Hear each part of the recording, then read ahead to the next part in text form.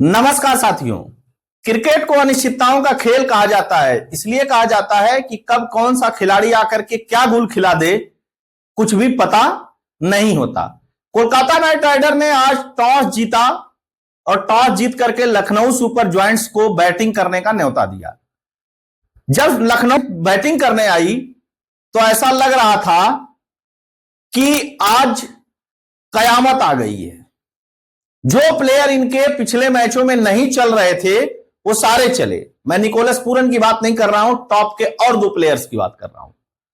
और शुरू के 3 बल्लेबाजों ने ताबड़तोड़ लगा कि कोलकाता अब यह मैच नहीं जीत पाएगी, लेकिन वो भ्रम तोड़ दिया नीचे आकर के रिंकू सिंह ने, जब उन्होंने ताबड़तोड़ बल्लेबाजी करनी शुरू की। लेकिन मिडिल ऑर्डर के फेल्योर के वजह से कोलकाता नाइट राइडर यह मैच अंत में जाते जाते 4 रनों से हार गई। तो लखनऊ की तरफ से किसने किसने परफॉर्म किया? लखनऊ के तरफ से निकोलस पूरन ने 87 रन की पारी खेली। तेज तर्रार, बहुत जबरदस्त, छक्के चौके खूब लगे।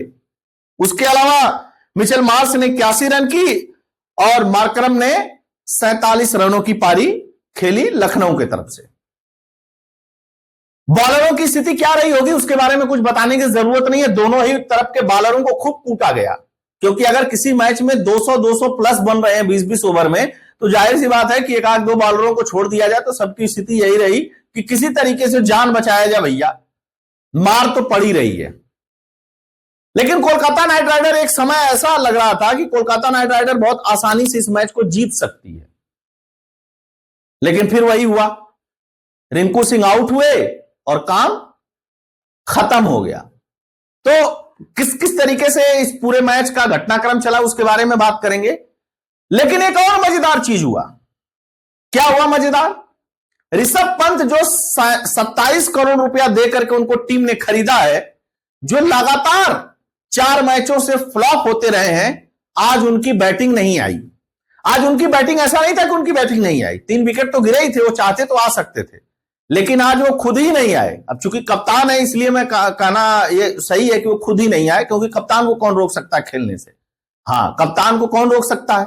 हो सकता है कि गोयनका साहब ने कहा हो कि नहीं नहीं तुम जाओ ही मत आज खेलने, क्योंकि तुम खेलने जाते हो, बेकार परफॉर्मेंस करते हो, चौका छक्का तुमसे लगता नहीं है, 27 करोड़ रुपया तुम्हारे ऊपर खर्च किया गया, 5 मैच में अब तक तुमने 27 रन नहीं बनाया। कुछ बातें मैं अपनी तरफ से कह रहा हूं या ऐसा हुआ होगा। क्यों अपनी तरफ से कह रहा हूं? कई बार मैदान में विजुअल्स और वीडियोस आते रहते हैं कि जो गोयनका साहब है वो कप्तान पे बिफर पड़ते हैं मैच हारने के बाद। तो एक तरफ तो ऋषभ पंत की बैटिंग ही नहीं आई, दूसरी तरफ ऋषभ पंत की टीम इतना रन बनाने के बाद भी 4 रनों से जीती। तो कहीं ना कहीं ऋषभ पंत की कप्तानी पे भी सवाल उठते हैं।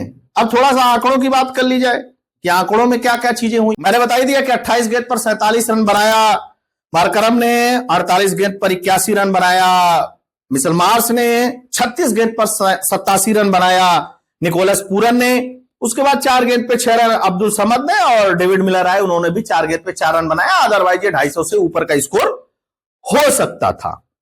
बॉलरों की बात की जाए अगर कोलकाता नाइट राइडर की, तो कोई भी बॉलर बहुत कुछ खास कर नहीं पाया। वरुण चक्रवर्ती ने 4 ओवर में जरूर 31 रन दिए, उसके बाद सबकी मार कुटाई तबीयत से हुई।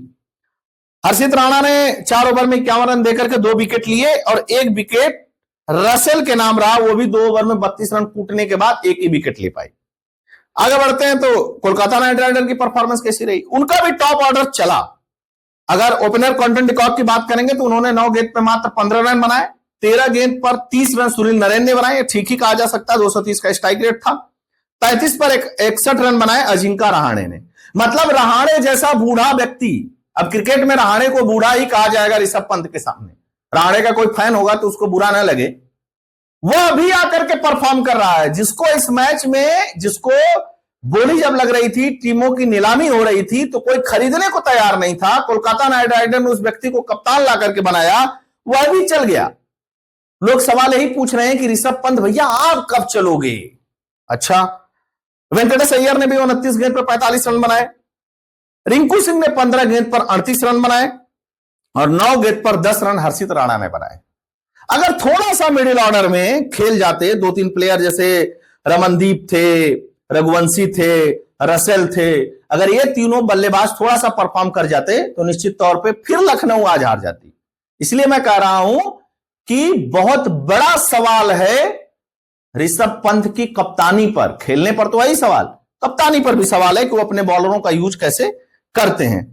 अच्छा, इनके भी बॉलर पूरी तरीके से मार खाए। एक दिग्वेश राठी को छोड़ करके, जो इन्होंने 4 ओवर में 33 रन दिए, 1 विकेट लिए, सब मार खाए 10 के ऊपर से। और तबीयत से मार लगी आकाशदीप को, सरदुल ठाकुर को। अलग विकेट लिए इन लोगों ने, लेकिन मार भी जबरदस्त लगी इनको भाई। तो ये था जो आज का पहला मैच हुआ। मतलब इस आईपीएल में आज के दिन यानी मंगलवार के दिन 2 मैच था, तो पहले मैच का विश्लेषण। अब दूसरा मैच चल रहा है, देखते हैं कि उसमें किस तरीके की परफॉर्मेंस होती है। चेन्नई सुपर किंग जीतती है या दूसरी वाली पंजाब किंग्स 11 जीतती है।